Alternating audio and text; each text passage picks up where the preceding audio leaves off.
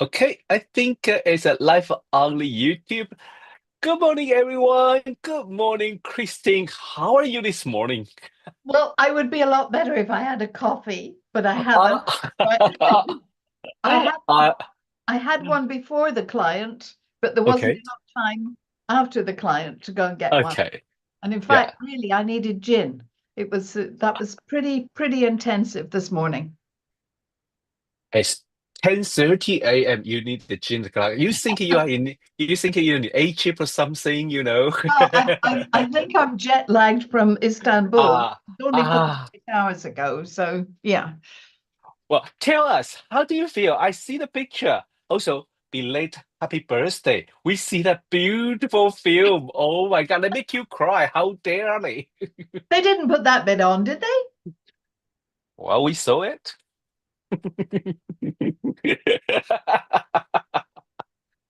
Tell us everything. Okay. Um, I didn't want to be in London for my birthday, right? Yeah, yeah, yeah. Because it's still a bit tender without Michael, you know. So Yeah, and understood. I thought I would like to be away so that there wouldn't be any fuss. And I Hmm. was absolutely delighted then when owner said Faye Cochrane was going to be there. Let's do an event together. And I thought that's great, that's lovely. Hmm. But Faye was talking about solar returns. Uh-huh. Earlier in the day, she asked me, obviously, because we're just, discussing Yeah. chart, she asked me for my birth data, and she picked up on the fact that my solar return was actually on the 4th. Okay. Yeah. So I thought it was funny that she was missing and that she didn't sort of stay around, but I hadn't realized that they were actually organizing that shin. Oh, Right. So yeah, so it was absolutely lovely, but it was all a bit overwhelming. So yes. so But sweet. Very, very sweet. but Very, what very sweet. I don't normally look at the solar return. And Uh-huh. I have a colleague who always travels to get a good solar return. I Yeah. yeah, but I noticed after the event that the moon was exactly on my north node. Ooh. So of course and it was in Pisces. So of course it was fine, Yeah. wasn't it? And it was trine Mars, and yes, it was all great. Oh. However, for my solar return now, I have the sun in the sixth house where I have it natally anyway. So this is Uh-huh. another year of work. And if this Oops. morning is anything to go by, it is going to be a lot of work. Mm. Okay. Well, I'll make a plan for you. Me Well, and actually, Julie. I have something to ask you about, right? Okay, tell me. Let's turn the tables. I am absolutely wide-eyed about this comet, Oh, this week's comet, right? yes. Yeah. So tell me a bit more. Okay. Well, there is a comet is brightening up, and then presumably it will the perihelion, even the perihelion is around the November. But I think from the 20th of October, we are able to see it with our naked eye. Are we talking about same one? Are you talking about the another one, the three eye, the soup, the Yes, yes, are you talking about this one? You're yeah, talking about the outers come from the outer space and then yes. so to be honest, there are three comedy we can talk about this moment, but Oh, let me cut it short. Let me cut it short. There's okay. one, the one I just talked about called Comet Lemon. Yeah, And it's supposed to be visible. Comet Lemon is supposed to be visible. This is a comet that we see, yeah, and then suppose we're supposed to going to see it from the October 20th of October, and then perihelion would be on the November. I just checked it yesterday. I think we can start to see it with naked eye now. right. Yesterday morning I put the photo on. Yes, Okay, and another comet is surprising called Comet Swan. This one was a small comet supposed to, not able to see with naked eye, but suddenly getting a little bit brighter, yeah. so we are maybe able to see it. We are not sure. The third one is that one come from the outer solar system called 3I. Comet 3I. This one it come very far and everyone talk about it because some scientists believe that may not a comet rather than alien spaceship, which is like a Well, It's a possibility. Let's take it. Let us take it the scientific way. There is a possibility, and I'm not going to totally deny it, but it's like, are we? Are we there yet? well, we live in interesting times, as we know. Exactly. I was quite shocked by this morning's news of the potential tsunami and the earthquake. Yeah. Yeah, the I- one is in Philippines just happened early today, right? And it's a huge earthquake. So most Southeast Asia country receive these The tsunami. tsunami warning. Yes. What's interesting about this is that heliocentrically, and I think Uh-huh. there's a link really between the heliocentric Okay. conditions and these natural disasters. You have Mars opposing Uranus, in fact, Uh, in the early hours of tomorrow morning, but close enough for Jazz now. yeah. Yeah. And that seems to be the pressure then. The pressure builds, and we have that. From a geocentric perspective, we've also got the moon at nearly maximum declination. And as Uh-huh. it's maximum, I think it's at 25 today, 25 north. And Yeah. it's also, it's out of bounds, 23. And Hmm. we've got a contra parallel between the moon and Pluto. Oh, So yes. and I do think you need to mix zodiacs together because you build the picture then. But if you do that, then you would say, well, this is going to be an extraordinary time, which I Mm. think it is in a natural sense. But we also have the potential ceasefire, Gaza, Yeah. Israel, right? And I Yes. Yes. press the word potential there because that's what we all want. Right? And hopefully that's what we're going to get. But I was looking at the chart of Israel, in fact, with this client that I've just finished this morning, Hmm. and it's that region of the world. It does, it's hundreds, it's thousands of years of dispute and Yeah. unhappiness, and it's hard to see where. I mean, please God, this really does work today, but it's Hmm. hard to see that there will be long-term peace. Hmm. You know, Yeah. I mean, we have Pluto still at right angles to Haumea Yes. for a long time, right? We have the Saturn Chiron that's going to meet in June of 2028 at Mm. 8 degrees of Taurus, which is exactly on that eclipse, that chart of mankind eclipse, right? Seven. So I think, really want to think positively. And I think there are lots of exciting things happening, particularly medical breakthroughs and what Hmm. have you. But the whole thing is still very unstable. I agree. It's like you say, this morning is a bit hectic, and not only I wake up with a headache, and then I was like, when I see the news, like an earthquake and a ceasefire, and I noticed that when I draw the ceasefire, draw the chart for the ceasefire, and the software was messed up time zone because I think Egypt should be in the time zone like -2, GMT -2. But I don't know why the software just always choose -3, -3. So I have to go back to correct all the chart. I was a little bit like, literally, I think, there's so many things. Yeah. It's not the easiest of charts, is it? No, it isn't. It's not the easiest. And of course we're all dealing with the completely unknown Uranus conjunct Sedna in Gemini, right? Mm, And yes. my understanding is correct. We have to go back thousands of years to replicate that. Right? So we can't go back and say, well, 84 years ago it was X, because we just can't do Yes. That is that. because And Haumea's orbit is a Haumea super, yeah. is, yeah, Haumea is another one with well, it's a very similar type of orbit to Yeah, Pluto. yeah, They do a yeah, little dance together, but yeah. this particular square is rare. Hmm. So again, Hmm. we can't replicate that. We can't replicate the Uranus Sedna, right?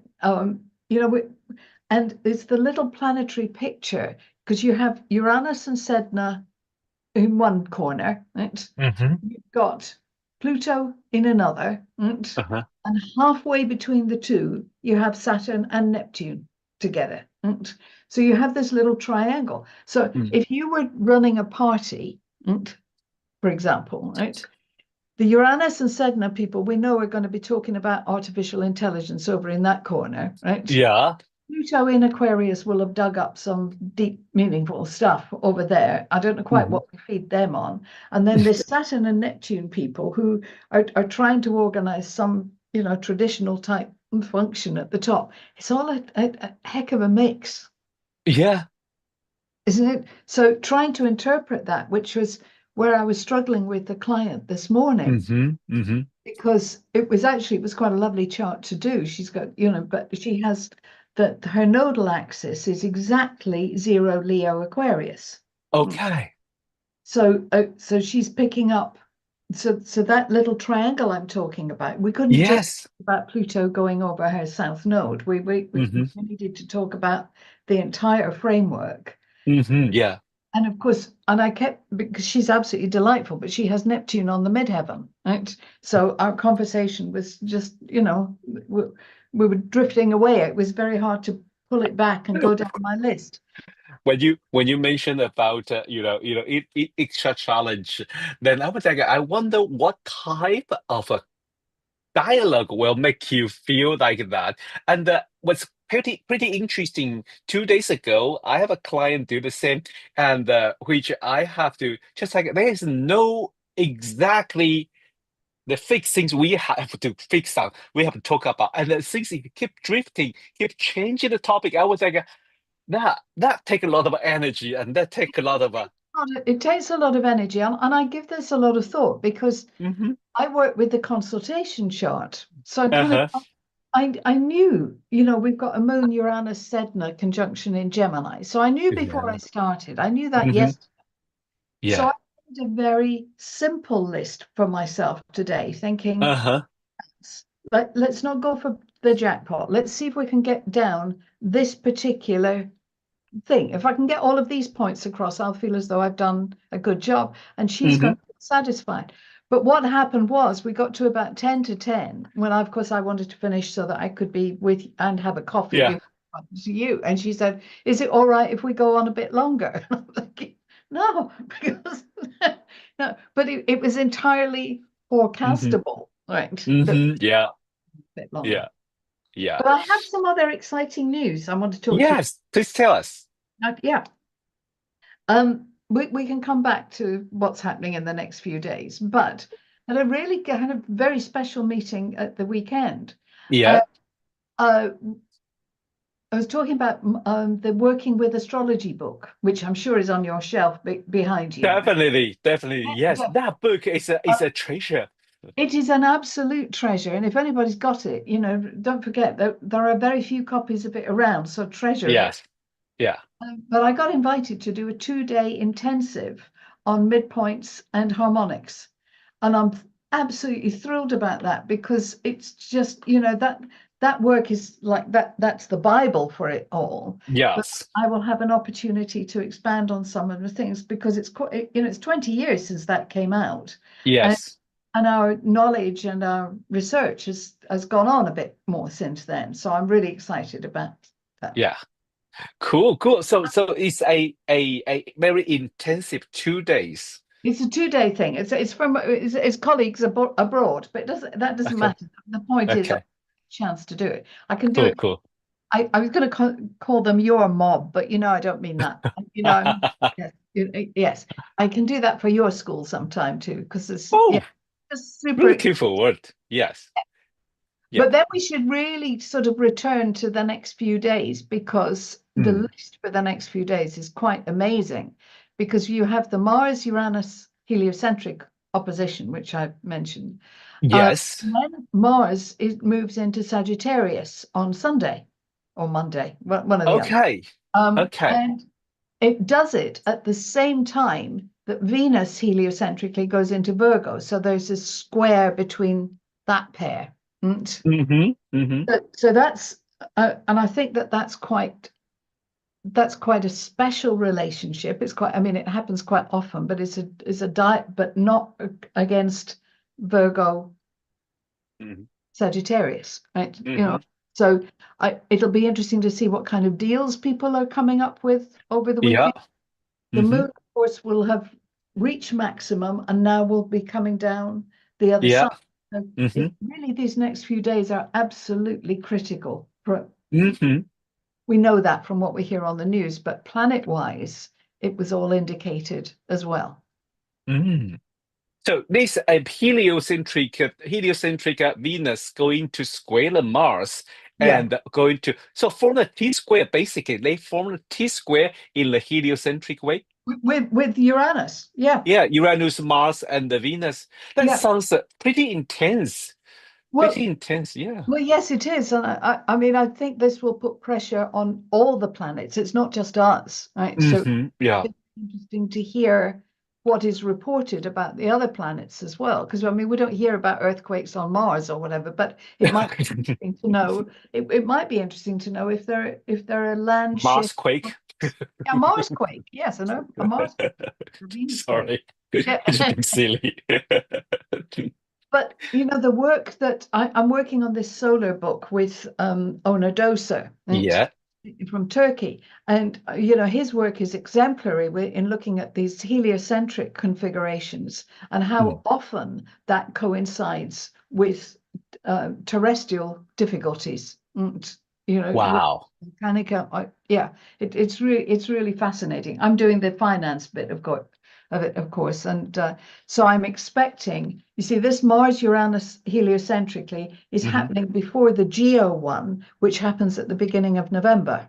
Yes. But in the past, right, and you know, the past is no guarantee of the future. I have to say that, but Hmm. in the past, when you get the opposition of those, markets tend to rise up into the opposition, hold for a minute, a bit like swimmers on a diving board. They kind of, you know, Uh-huh. out there for a minute, right? Yeah.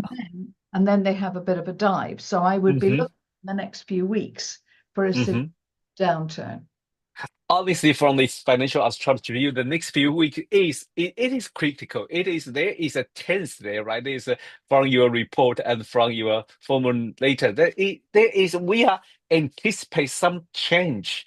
Yes, we do, because I mean, amongst other things, we've got the Mars Uranus, right? We have Yeah. Uranus geocentrically returning to Taurus, which is a finance sign, right? Hmm. We Yeah. have a rather extraordinary full moon picture coming up, that the next one.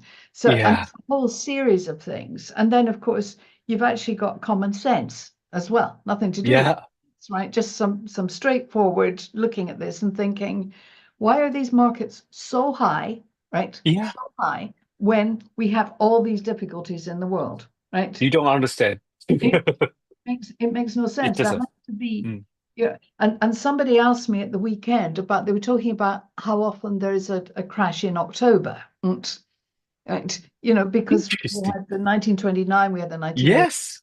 and of course this is to do with both Libra, which seeks to balance, right? Uh-huh. And Scorpio, who says, well, you got that wrong in the first place, so here's the bottom line, right? And then of course you get the bounce back with the sun goes into Sagittarius. So this Yeah. is, in a sense, this is a normal seasonal thing, but this Hmm. time it could be infinitely more, simply because Uranus is on that, is on this ingress point.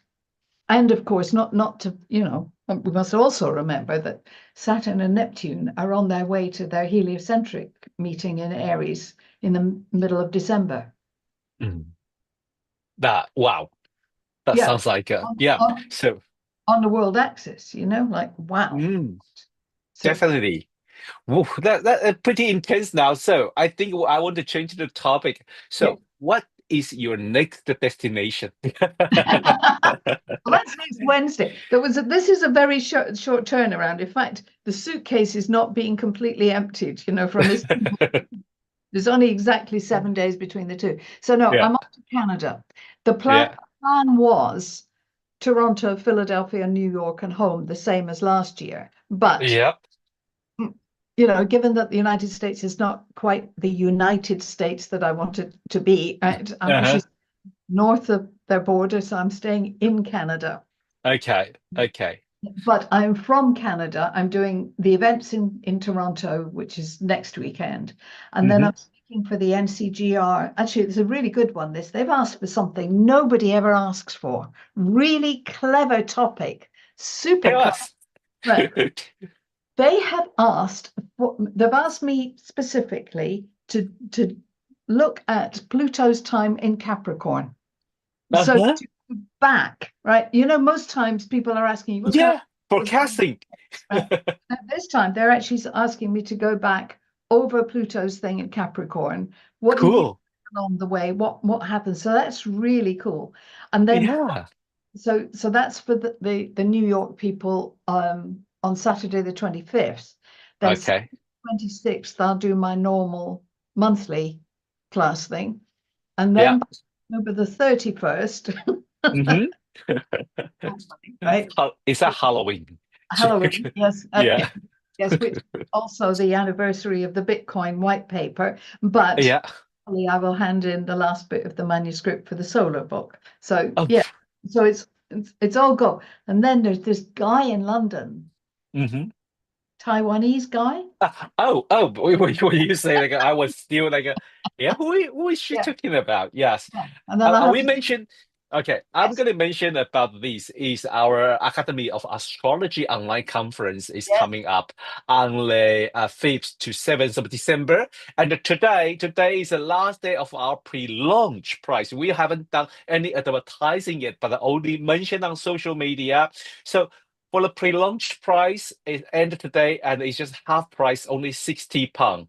That is a really great price for everyone want to join for the forecasting technique. We have Sue Tompkins going to talk about secondary progression, Marcos Patchett talking about primary direction, and Wow. then Geraldine going to talk about solar fire, and then there is Alejo López going to talk about transit. So we nearly cover a lot of not prediction. I prefer say forecasting technique. And then another side, we have Christine going to talk about the 2026 to 2032 Europe. And we all going to focus on some certain mountain theme about the planetary picture, especially these we mentioned earlier the Pluto, Uranus and the Saturn Neptune's triangle, a small triangle. So all this topic will be covered. So if you are interested, please go to our website, aoauk.co. So today is last day. Today is the last day, and then the price will going slightly up after today. Aren't we lucky? Really, right? Yeah. Yeah, we're lucky that Yeah. we have people like you that bring together, or lots Uh, of bits of thought. So it makes it really enriching. No, I feel really honored to be taking part. oh, thank you. Thank you. Thank you. I think it's a fun thing to do, and that we can exchange our idea, and that is always, yeah. Oh, I forgot to mention Tania, dear friend Tania. Tania going to lead a workshop about declination. Her way to approach it is all the ancient texts, like Yes. last time. So please, if you want to know a little bit, like we mentioned about the moon maximum declination. Tania, well, I said last time, I've been so fortunate to actually see the draft of her book, which is stunning. I mean, she presents in the most, it's so readable, it's so understandable, and you're actually there in it, right? Um, Yeah. and now she says now she wants to add some extra chapters to the flipping thing. And I think, please just get it out. It's so good. It's so good. Like we At can't. some point, I think at some point we have a boss go to her house and get her computer to the print shop, say, "Stop here. Let's print it out." We have to Well, tell her to stop. We have to tell her to I stop. have to say, I quite like the idea of an intervention. No, because I have been heard about her book for 2 years. Right. And the last year she said, let me just add a little bit about this. And let me just add another bit about that. And now she want to add in the Philippine things or like this. I And mean, I'm really hoping that when Uranus moves back into Taurus, that she'll say, look, there's the line. That's it. I got to get this bit out. Because yeah. she can write an extra book. That's fine. But let's get this one out. Yeah, Tanya, if you watching this, please listen to us. Go to get it published, Yes. please. Please, please, please, please. All right. So I think it's so fun to have you today here, and I hope you can get coffee soon. But also have a nice I'm going trip to for coffee Canada. now because then Yeah. I've got a meeting with the editor for Uh, of my books. So Yes. an introduction to financial astrology, and that's actually the way she's laid it out is absolutely beautiful. I just have to make the words meet up to the way that she's laid it out. Okay. We've got Yeah. that. So that's my other thing today. So next time we speak, Rod, Yeah. I will have just come back. I'll be very nice to you. I will give you plenty time to have a coffee. Okay, all right. Okay, that's the deal, Rod. Really lovely to chat. Okay, thank you, Christine, and thanks everyone. Tonight we have the mundane astrology discussion with Louisa Azengold, Lianne McCafferty, and then I think Andrade will also join us. So we will probably focus on the ceasefire. So if you are interested, please join us tonight, 8 p.m. UK time. See you. Bye bye.